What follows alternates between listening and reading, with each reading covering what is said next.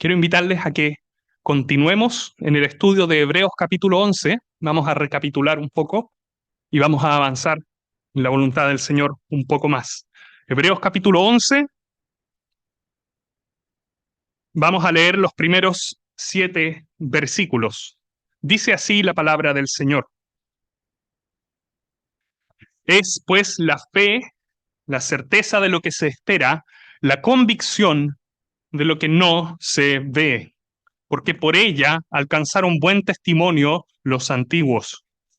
Por la fe entendemos haber sido constituido el universo por la palabra de Dios, de modo que lo que se ve fue hecho de lo que no se veía. Por la fe, Abel ofreció a Dios más excelente sacrificio que Caín, por lo cual alcanzó testimonio de que era justo, dando Dios testimonio de sus ofrendas, y muerto, aún habla por ella. Por la fe Enoc fue traspuesto para no ver muerte, y no fue hallado, porque lo traspuso Dios. Y antes que fuese traspuesto, tuvo testimonio de haber agradado a Dios. Pero sin fe es imposible agradar a Dios, porque es necesario que el que se acerca a Dios crea que le hay y que es galardonador de los que le buscan. Por la fe Noé, cuando fue advertido por Dios acerca de cosas que aún no se veían, con temor preparó el arca en que su casa se salvase, y por esa fe condenó al mundo y fue hecho heredero de la justicia que viene por la fe. Hasta aquí vamos a leer y nuestro Señor bendiga su palabra. Voy a hacer un breve repaso, recapitulación. Hace hartas semanas que no estábamos.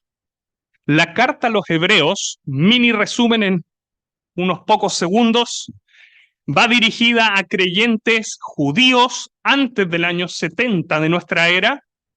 Eso es muy importante porque el templo de Jerusalén en esa época todavía existía. Todavía estaban los levitas sacrificando, todavía había un altar que estaba con fuego, todavía estaban todos los judíos piadosos llevaban su sacrificio allí. Y estos creyentes que están aquí, debido a su fe, habían sufrido rechazo, habían sufrido o están sufriendo en ese momento tremenda persecución, tremendo menosprecio. Estos creyentes podrían mirar alrededor a sus familias, a sus amigos que no se habían convertido a Cristo y verían todo el sistema judaico, todo el sistema de la ley, y que sigue firme, y que sigue majestuoso, que sigue pomposo. El templo está allí, el culto levítico sigue, todas las cosas siguen en su lugar. Y ellos, habiéndose convertido al Señor,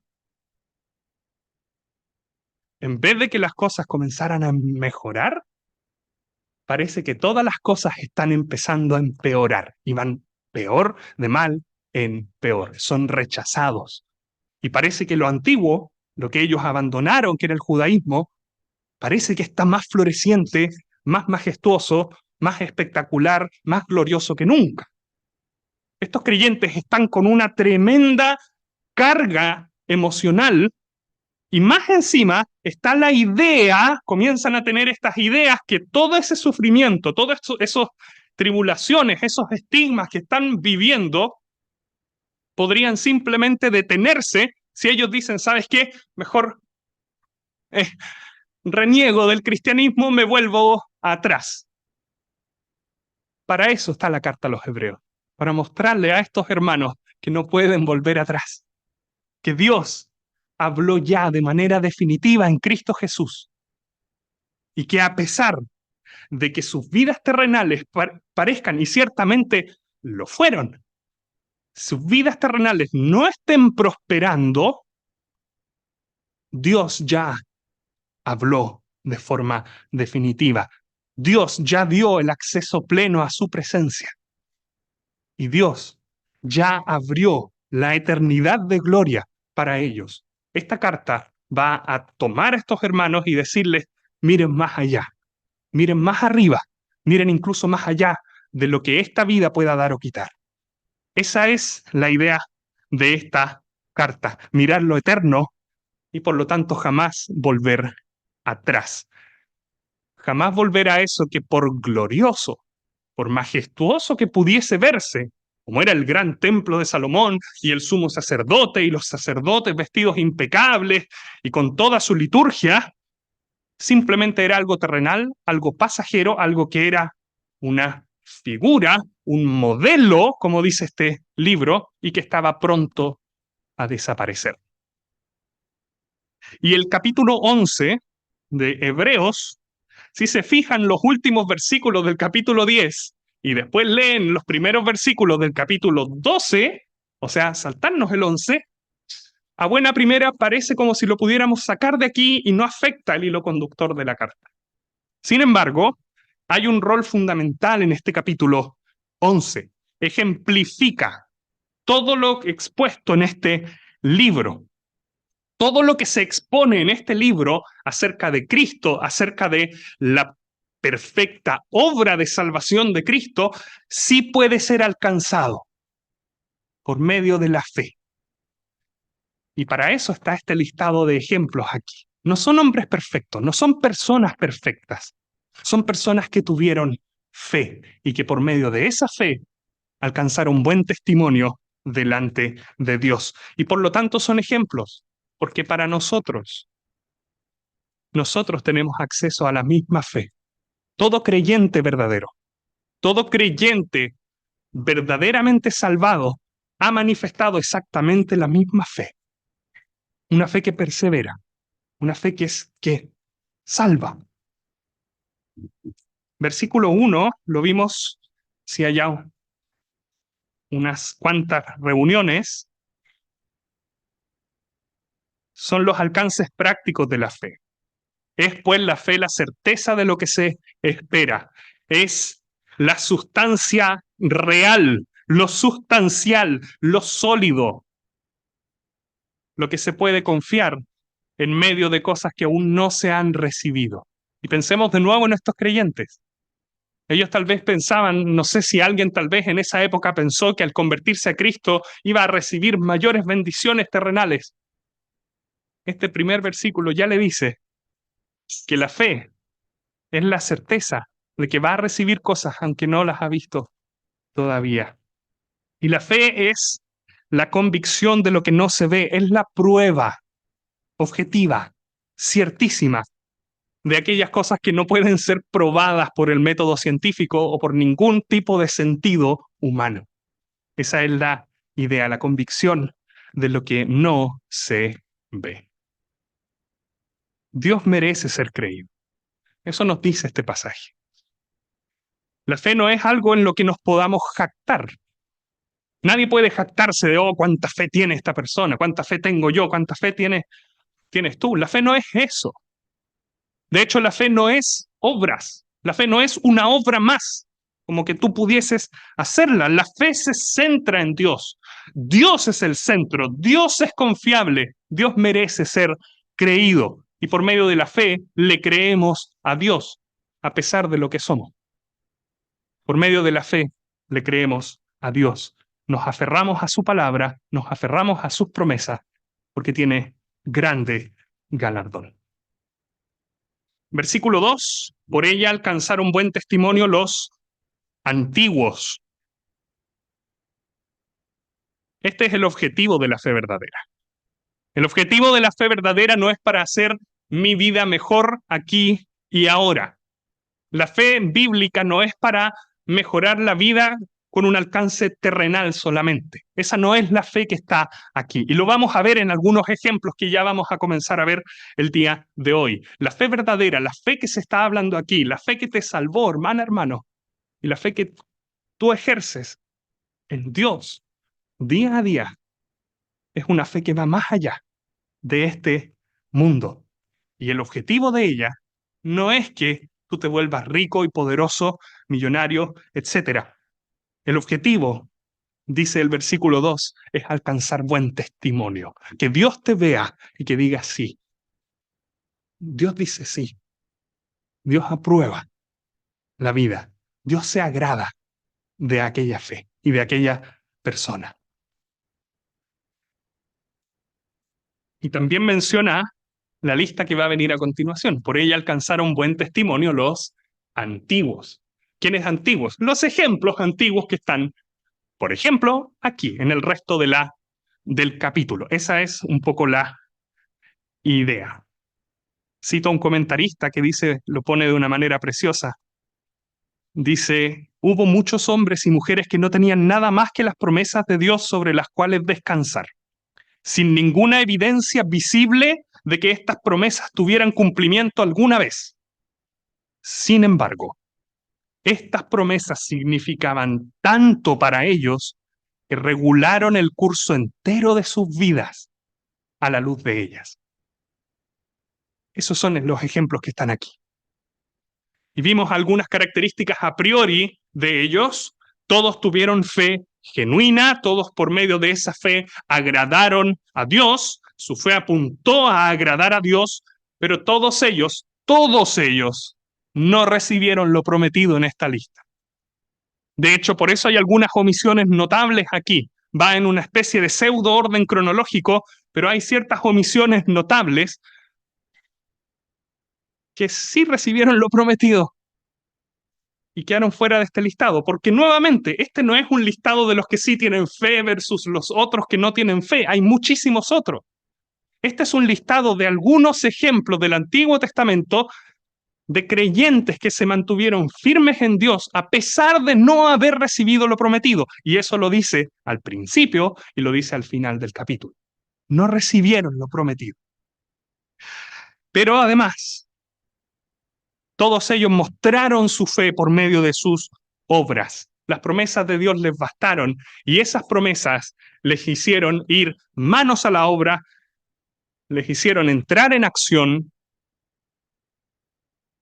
actuaron como si lo prometido de parte de Dios ya estuviese presente. Y así vivieron sus vidas. Hoy día entonces quiero comenzar viendo a los tres primeros personajes que están aquí. Abel, uno que adora por la fe. Enoc, uno que vive por la fe. Noé, uno que actúa por la fe. Los de antes del diluvio, los tres.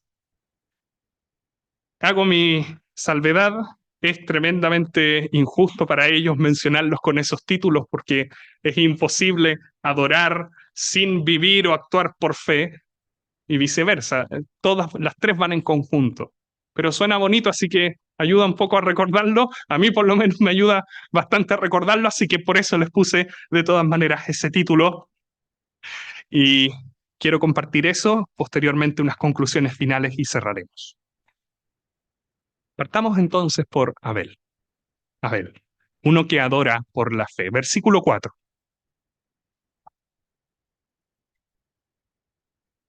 Este es el más largo, ¿eh? No se preocupen, los otros son bastante más cortitos.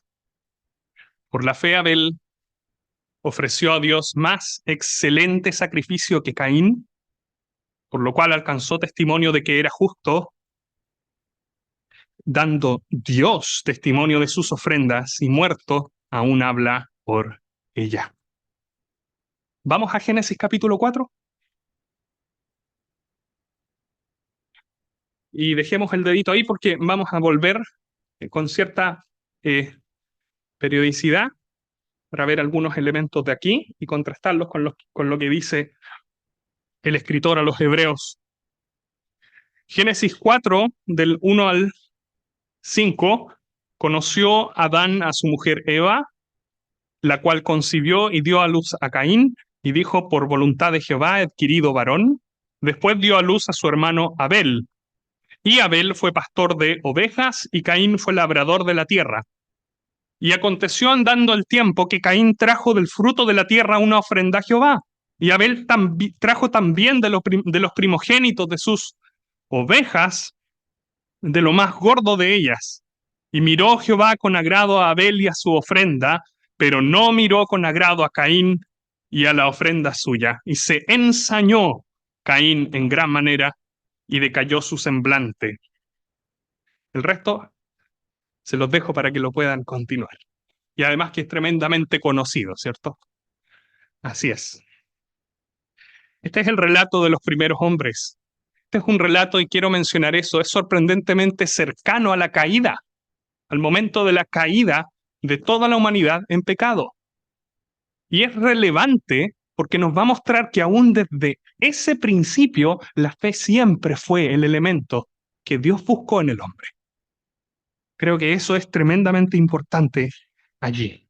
Se ha mencionado o se menciona eh, el relato de Caín y Abel aquí también en Hebreos. Probablemente ellos conversaron con sus padres. No sé cómo habrá sido, pero probablemente les habrán preguntado y habrán tenido más de alguna conversación acerca de cómo era Dios, acerca de lo que pasó. No lo sé. Se ha discutido muchísimo acerca de por qué el sacrificio de Abel fue acepto, el de Caín no. Quiero leer en Génesis un par de versículos más atrás, cuando Adán y Eva han pecado y Dios emite el juicio. Dice Génesis 3:21, dice, y Jehová Dios hizo al hombre y a su mujer túnicas de pieles y los vistió. ¿Se habían percatado de ese versículo? Antes de ser, antes de que tuvieran que salir de Edén. Y muchísimos eruditos, muchísimos hermanos tremendamente sabios han mencionado que este versículo, simple y sencillo, es una especie de protoevangelio. Lo podemos poner así, es una figura, es una señal. Más adelante de ese momento va a florecer, más adelante va a poder ser vista en retrospectiva y podemos verla preciosa y la podemos poner de la siguiente manera. Dios, cubriendo la vergüenza y la desnudez de los pecadores con pieles de un animal que tuvo que morir para eso. Es una figura, es un protoevangelio. Dios está vistiéndoles en base a un sacrificio y eso nos recuerda la obra preciosa de nuestro Señor Jesucristo. Dios vistiendo a un pecador en base a un sacrificio. Bueno, muchos comentaristas han planteado que Abel tenía esto en mente al momento de sacrificar un cordero y que por lo tanto por eso decide llevarle la mejor oveja a Dios y que Caín por lo tanto no lo tenía en mente y por lo tanto le llevó frutas o verduras. Incluso por ahí he leído y he escuchado a algunos hermanos aún más allá que han dicho que tal vez Caín llevó lo peor, las frutas podridas y las peores frutas que tenía, mientras que Abel llevó lo mejor. Y les cuento algo, después de ver Hebreos 11 no me convence nada. Y les voy a decir por qué. No me convence nada esa explicación. Es cierto, es totalmente cierto, y gracias a Dios por ese versículo de Génesis capítulo 3, versículo 21, que Dios cubrió la vergüenza y la desnudez en base a un sacrificio, sí, pero de ahí a decir que la ofrenda de Abel fue acepta, por eso no me convence. En primer lugar, ¿por qué no? Porque en Génesis capítulo 4, si se fijan bien, en el versículo 3, el primero que trae la ofrenda no es Abel, es Caín. Caín es el primero que lleva la ofrenda. No lo hizo a regañadientas, ya, Abel lo hizo, así que yo igual voy a llevar aquí. No, es Caín el que trae la ofrenda a Dios primero. En segundo lugar, no existía ninguna legislación explícita de parte de Dios en ese entonces de que los sacrificios debían ser de sangre.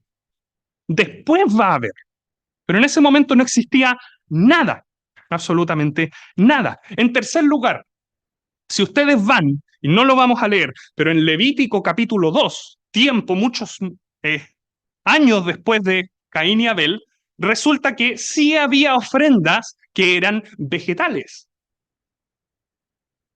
Había ofrendas que Dios aceptaba. Trigo, grano, tortillas o guisado con sal, y ¿saben cómo se les describe en ese pasaje? Que eran 100% vegetales. Se les describe como de olor grato a Jehová. Y la porción que se tomaba de ellas a los sacerdotes y levitas para mantención, se les dice que eran cosa santísima de las ofrendas.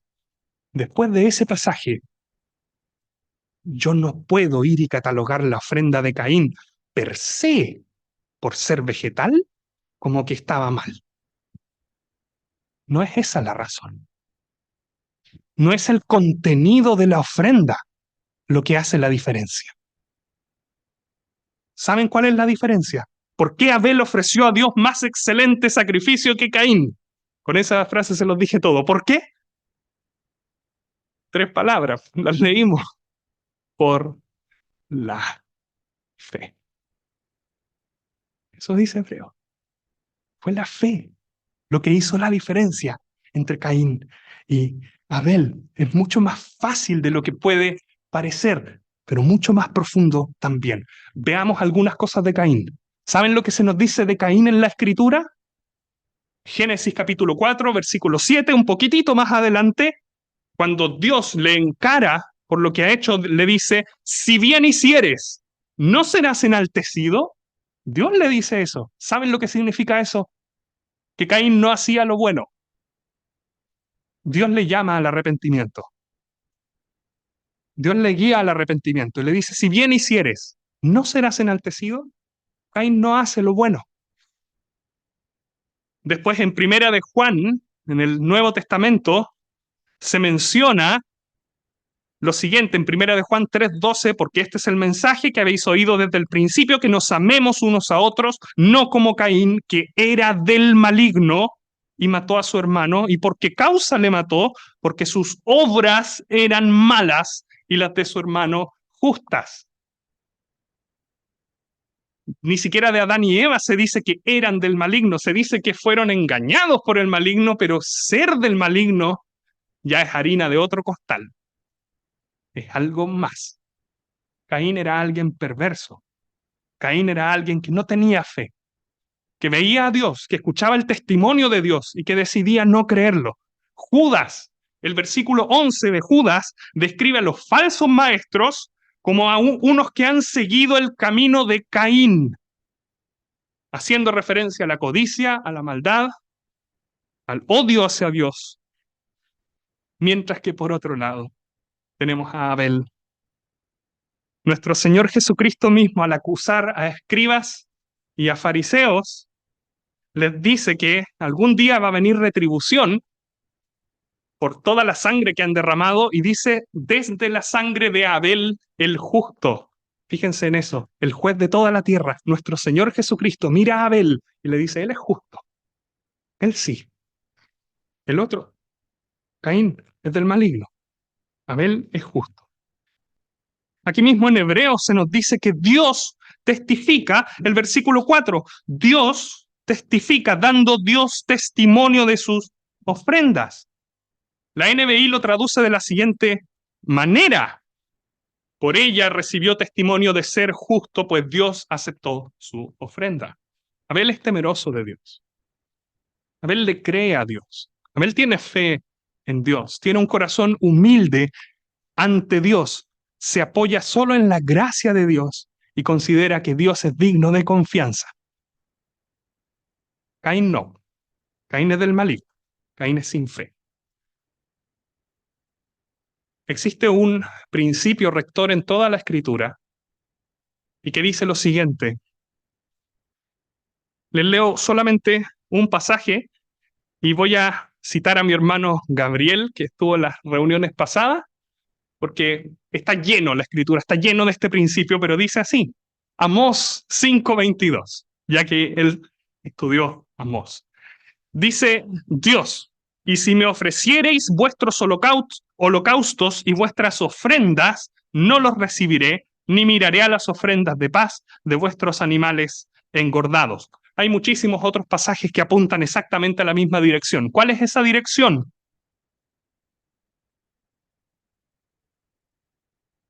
Que Dios mira primero el corazón del oferente antes que la ofrenda. Dios mira primero a la persona y después mira a su ofrenda. ¿Y saben qué? Si no me creen, vamos de nuevo a Génesis 4 y volvamos a leer una vez más el texto que ya leímos. Dice así, Génesis 4, versículo 4 al final. Y miró Jehová con agrado a Abel y después a su ofrenda. Y está perfectamente traducido, así es tal cual. Miró Jehová con agrado a la persona y después al contenido. Pero no miró con agrado el 5 a Caín y a la ofrenda suya. Nunca fue el contenido de la ofrenda, fue la persona que estaba allí, la persona que con un corazón humilde se está acercando a Dios. Dios miró el corazón, Dios evaluó el corazón. Caín falló, Abel fue justificado. La justificación siempre fue con fe. Y es fuerte, pero Abel no recibió lo prometido. No en esta vida. Probablemente vivió una vida corta, pero ¿saben lo que obtuvo? Obtuvo que Dios lo aprobara. Obtuvo que Dios viera a Abel y dijera, él es justo, por su fe, por su confianza en él, en Dios. Nuestro Señor dijo de él es justo, él es justo. ¿Qué es lo que nos enseña Abel, por lo tanto? Refuerza en Hebreos 11 lo del versículo 2, porque por ella alcanzaron buen testimonio los antiguos, y refuerza lo que vendrá en el versículo 6, que dice que sin fe es imposible agradar a Dios. Con fe genuina, Abel nos enseña que con fe genuina, con fe de Dios, fe sin méritos, fe sin vanagloria, sino que puesta en Dios, puesta en su gracia, puesta en su misericordia, Dios se agrada, Dios se deleita en todo acto de adoración, en todo acto de ofrenda a Dios. Si no es por fe, entonces no va a ser acepto. Eso nos dicen estos versículos. Nuestra forma de llegar a Dios jamás ha sido darle algo a Dios, ofrecerle algo a Dios de nuestras propias capacidades. Nuestra forma de llegar a Dios nunca ha sido así. Nuestra forma de llegar a Dios ha sido siempre llegar a Dios con las manos vacías, con fe, creyendo en la obra de Cristo, creyendo en la gracia que nos sostiene y que nos sustenta. Y saben que esto es muy relevante para el día de hoy, porque existe la posibilidad que haya alguien aquí que tal vez está viviendo como Caín. Lo digo con profunda solemnidad. Tal vez haya alguien aquí que está presentando ofrendas como Caín. Tal vez haya alguien aquí que está actuando mal, que está en pecado reiterado. Tal vez haya alguien aquí que en lo más profundo de su corazón no se arrepiente delante de Dios. Está en incredulidad, está en rebeldía ante Dios y ante su palabra. No tiene reverencia real delante de Dios y no tiene temor de Dios, pero que resulta que porque nació y creció en una asamblea, se viste de cierta manera como evangélico, dice las palabras correctas en oración o en conversación con algún hermano, o con la entonación correcta, o con cualquier costumbre de nuestras asambleas o de cualquier otra, entonces piense esa persona que tal vez va a ser acepto delante de Dios y que se va a salir con la suya y que Dios se va a agradar de su vida. No. Piense en Abel y en Caín. No puede ser. Abel nos enseña que por la fe, que es por la confianza en Dios. Acuérdate del precepto siempre. Dios primero evalúa al oferente y después evalúa la ofrenda. Y si somos honestos, si nos ponemos la mano en el corazón, resulta que ninguno de nosotros da la talla. Solamente nuestro Señor Jesucristo da la talla. Y es por esa razón es que tenemos que tener puestos los ojos en Jesús. Él es el autor y consumador de nuestra fe. Y si hay alguien que esté en esa condición, mire una vez más a la cruz, arrepiéntase y busque salvación y perdón y restauración, y le será dado. Busque con fe, dejando la incredulidad detrás. Abel es uno que vivió, obró y adoró por la fe, y Dios se agradó de él. ¿Queremos agradar a Dios? Acordémonos de Abel. Enoc, versículo 5. Por la fe Enoc fue traspuesto para no ver muerte, y no fue hallado porque lo traspuso Dios. Y antes que fuese traspuesto, tuvo testimonio de haber agradado a Dios. De Enoc no se dice casi nada en la Escritura. Hay muchísima literatura fuera de la Biblia que habla de Enoc.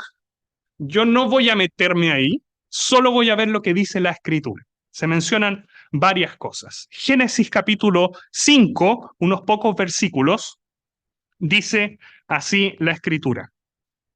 Versículo 21. Vivió Enoc con Dios después que engendró a Matusalén 300 años y engendró hijos e hijas, y fueron todos los días de Enoc 365 años. Caminó pues Enoc con Dios y desapareció porque le llevó Dios. Hasta ahí. ¿Qué se dice explícitamente? Primero, que caminó con Dios, ¿sí? ¿Qué significa esto? Es ir a la par, es ir al lado, es cuadrarse con la otra persona. Caminar al lado de significa que Enoc va y comienza a mimetizarse con Dios. Él toma su vida y dice, ¿sabes qué? Mi vida no tiene sentido sin Dios, voy a caminar con Él. Quiero parecerme más a Él. Quiero que mi vida sea un reflejo de Dios. Le creo a Dios. En Judas se nos relata una profecía que Enoc dijo, que no la tenemos registrada en Génesis, se las dejo para ustedes, pero habla acerca de la maldad del mundo que estaba alrededor. Y la maldad va increciendo. La maldad va de mal en peor. Enoc es alguien que vivió en medio de una sociedad tremendamente perversa, tremendamente corrupta, tremendamente peligrosa, impía, destructiva. Pero Dios sí hablaba con Enoc. Enoc tenía comunión con Dios. Y Génesis capítulo 5 nos menciona 2 veces que caminó Enoc con Dios. ¿Y saben lo único que se menciona entre medio de Enoc? De esas 2 veces, lo que se menciona que hizo Enoc, entre medio de que caminó, que engendró hijos e hijas. ¿Saben lo que eso quiere decir? Que Enoc no era una especie de monje solitario que estaba consagrado a Dios en un nivel espiritual infinitamente más alto que lo que tú y yo podríamos lograr. Significa que Enoc era un padre de familia. Significa que Enoc tuvo que trabajar, tuvo que ordenar su casa. Significa que tuvo que impartir disciplina a sus hijos. Significa que tuvo que tomar decisiones. Significa que tuvo que sufrir, tuvo que enseñar a sus hijos, tuvo que sentir frustración, tuvo que sentir pena, miedo. Significa que era como tú y como yo. Pero toda su vida, como tú y como yo, caminó Enoc con Dios. Eso nos dice la Escritura acerca de Enoc. Él tiene exactamente las mismas pruebas que nosotros. Él pasó exactamente por las mismas cosas que nosotros.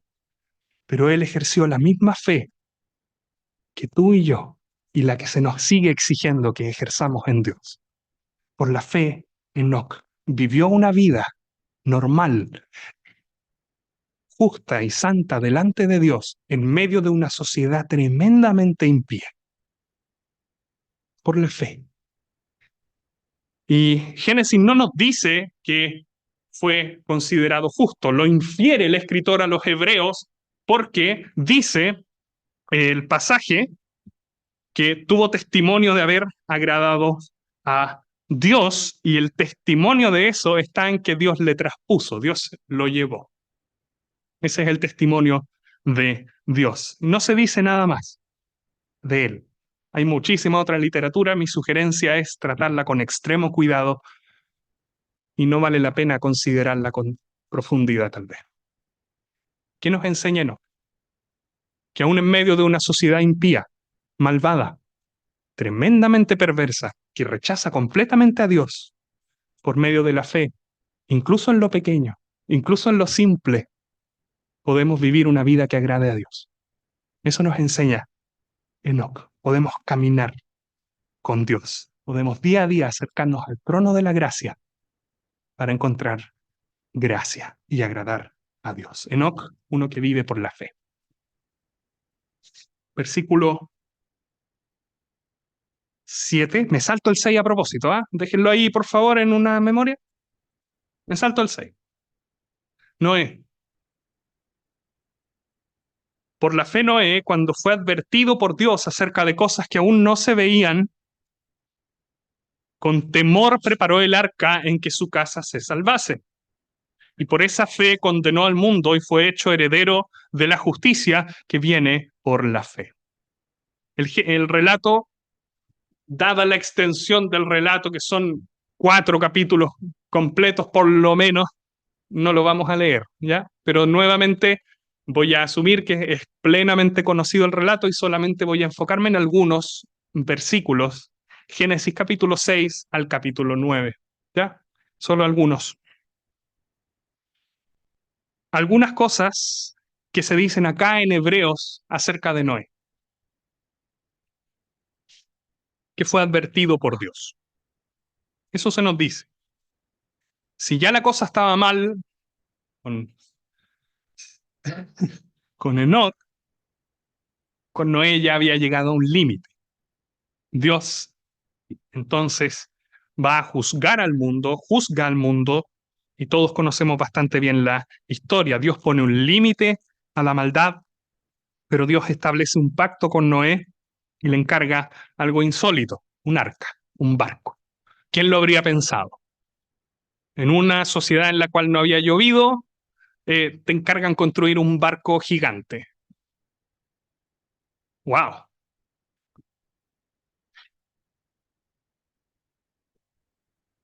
Esta advertencia tiene algunas características.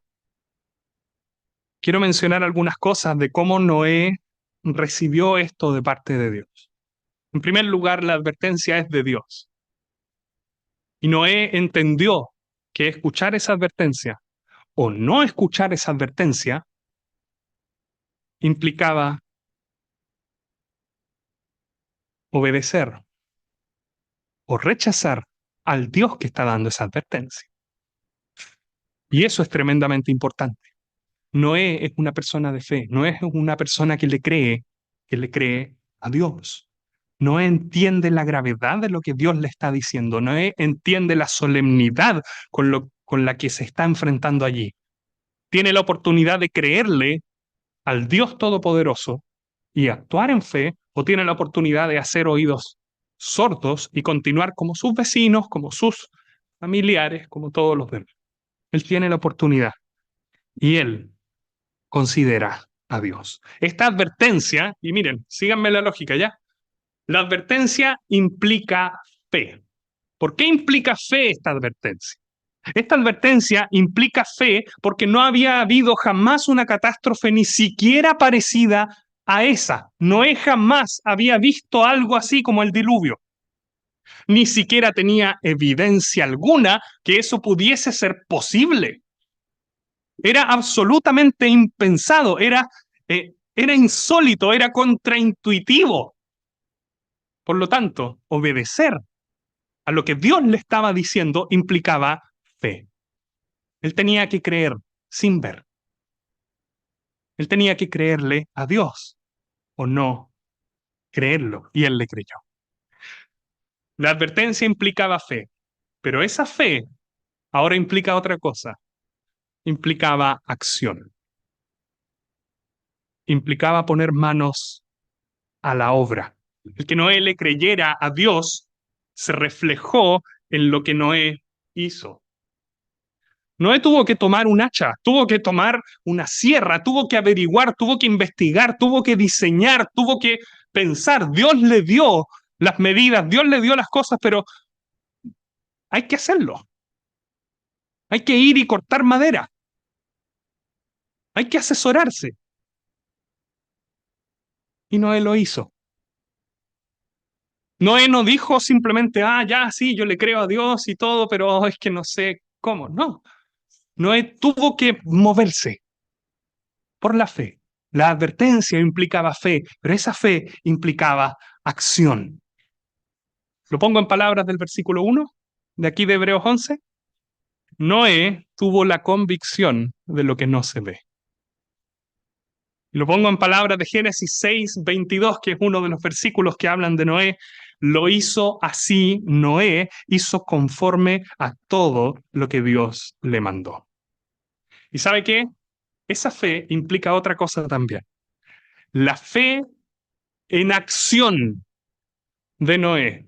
Acuérdese, la advertencia implicaba fe. La fe implicaba acción. Pero esa fe en acción, ¿saben lo que desembocó? Desembocó en que Dios miró a Noé y dijo, Él es justo. Él es justo por su fe, por la fe. Segunda de Pedro 2:5 nos menciona a Noé como el pregonero o el predicador de justicia. Tanto el hablar como el actuar de Noé era un testimonio tremendo hacia todas las demás personas que estaban allí, de que Dios iba a traer juicio por causa de la maldad. Y por esa fe condenó al mundo. Quienes no quisieron oír fueron condenados por causa de su incredulidad. Génesis capítulo 7, versículo 1 dice lo siguiente: dijo luego Jehová a Noé, entra tú y toda tu casa en el arca, porque a ti te he visto justo delante de mí. Justo. Dios mira a Noé por su fe y Dios lo aprueba. Es por la fe, por la fe. Y este versículo 7 nos dice que él fue hecho heredero de la justicia que viene por la fe. Hay muchísimos pasajes, hay más de uno por lo menos en Hebreos, en Romanos, etcétera, que nos mencionan la máxima que está en todo el Nuevo Testamento: el justo por la fe vivirá.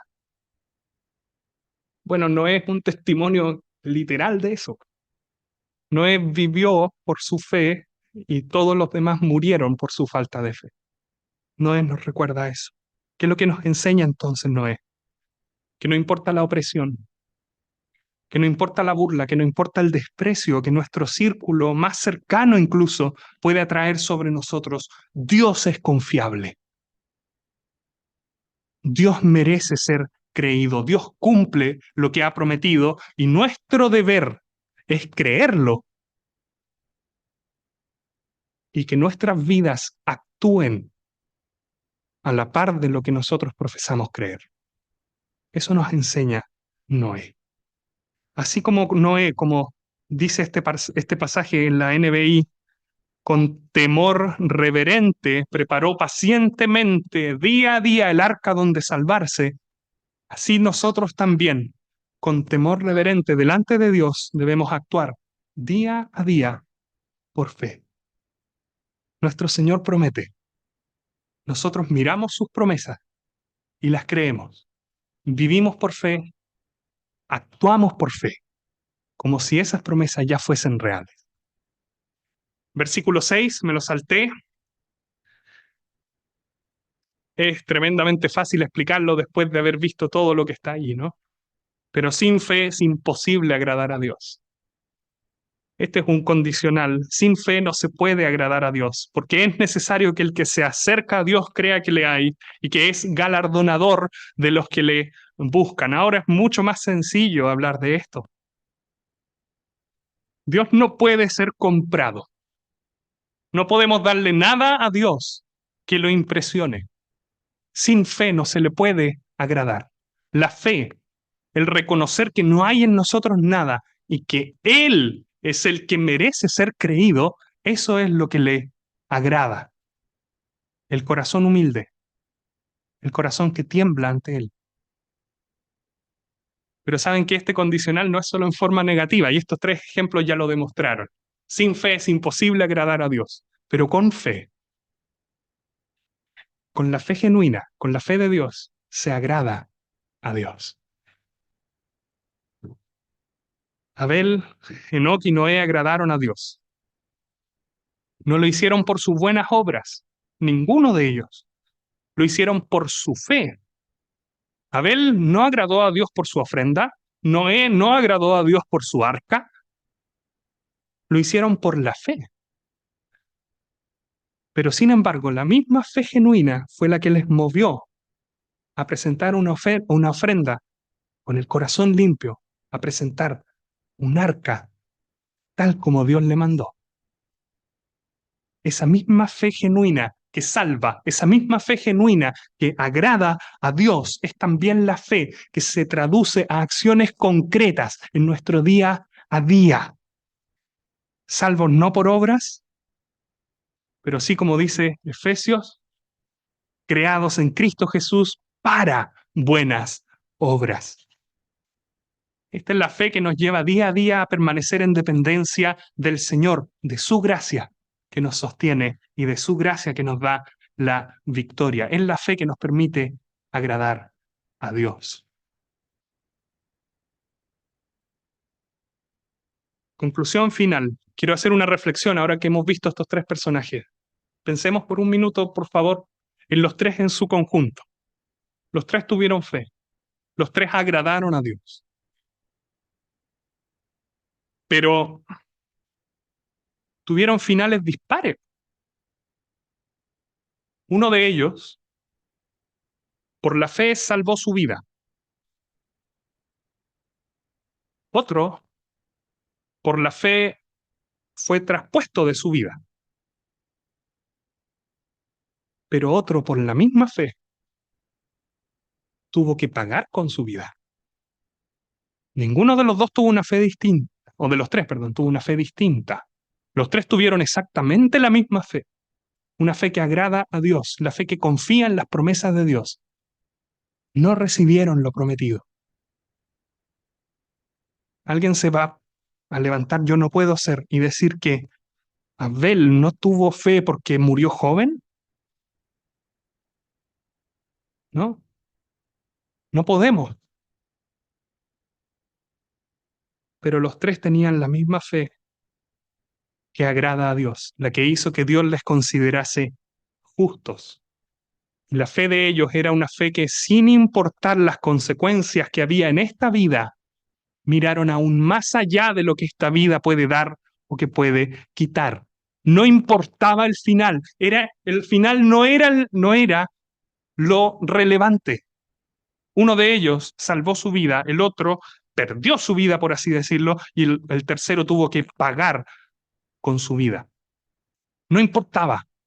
Ellos siguieron creyéndole a Dios y fueron hallados justos por gracia de Dios por medio de la fe. Por lo tanto, nosotros también. Que no importen las circunstancias jamás. Que no importe el final terrenal que cada uno tenga, según la soberanía de nuestro Dios. Que no importe el sufrimiento, que no importen los problemas. Jamás podemos volver atrás de nuestra profesión de fe. Nunca. Todos los creyentes verdaderos tenemos la misma fe. Tuvieron estos tres personajes. Una fe que mira a Dios, lo considera digno de ser creído y se somete a Él. Abel, por la fe vivimos una vida de adoración. Enoc, por la fe caminamos en íntima comunión con Dios, aún en lo cotidiano. Y Noé, por la fe actuamos de manera obediente y temerosa de Dios. Hermanos míos, cierro. Acordémonos siempre de estos tres personajes. Los antediluvianos, como les han llamado, los previos al diluvio. Sin importar las consecuencias de esta vida, vivamos siempre vidas de fe, vidas de fidelidad, en lo simple, en lo oculto, en lo público también, en todo lugar, en todo momento, en nuestra asamblea local, en nuestros trabajos, en toda circunstancia. Y nunca nos olvidemos jamás lo que dice el versículo 6, que nuestro Dios es galardonador de los que le buscan. Por lo tanto, debido a que Él es galardonador de los que le buscan, valga la redundancia, busquémosle, busquémosle siempre. Que el Señor bendiga su palabra. Gracias por su atención. Oremos. Nuestro Dios y Padre Celestial, queremos agradecerte, queremos honrarte. Tú eres Dios por sobre todas las cosas, tú eres Dios temible, grande, excelso, sublime, santo, santo, santo, infinitamente superior a todo lo que hay, pero al mismo tiempo eres un Dios que es cercano, que en la persona de tu Hijo viniste hasta acá, al mundo, y llegaste incluso hasta la muerte y muerte de cruz, Cristo tu Hijo, para salvarnos. Padre Celestial, te agradecemos por Él, porque tenemos acceso a ti, porque ya no hay temor, al contrario, el trono ya no es de juicio, el trono es de gracia. Te agradecemos, nuestro Dios. Ayúdanos cuando nos falta la fe. Bendícenos, te rogamos. Ayúdanos a depender cada día más de ti. Te damos gracias por esta reunión y te rogamos que nos guardes en nuestros retornos al hogar y en las distintas actividades y tareas que cada uno tenga. Bendice a tu pueblo, bendice a la iglesia, te rogamos, nuestro Padre. Quedamos en tus manos, en el nombre precioso del Señor Jesús. Amén.